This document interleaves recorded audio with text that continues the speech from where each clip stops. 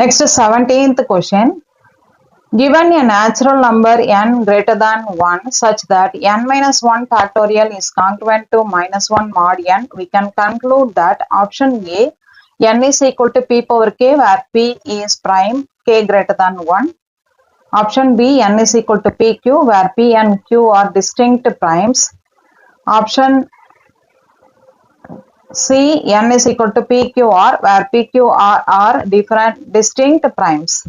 Option D, n is equal to p where p is a prime. இந்த ஸ்டேட்மெண்ட்டை நீங்க பார்த்தாலே உங்களுக்கு தெரிஞ்சிருக்கும் ஐடியா. வில்சன் தியரம் நீங்க கேள்விப்பட்டிருப்பீங்க நம்பர் தியரியில, அந்த ஸ்டேட்மெண்ட் மாதிரியே தான் இருக்குது.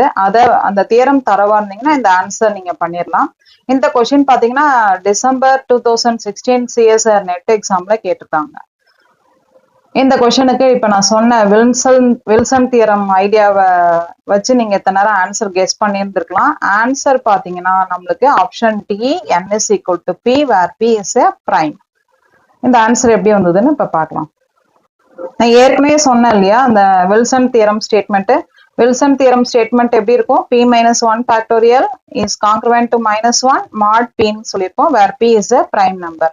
இங்க நம்மளுக்கு எப்படி கொடுத்துருக்காங்க? அதே தான் கொடுத்துருக்காங்க. n minus 1 factorial is congruent to minus 1 mod n ன்னு சொல்லியிருக்காங்க.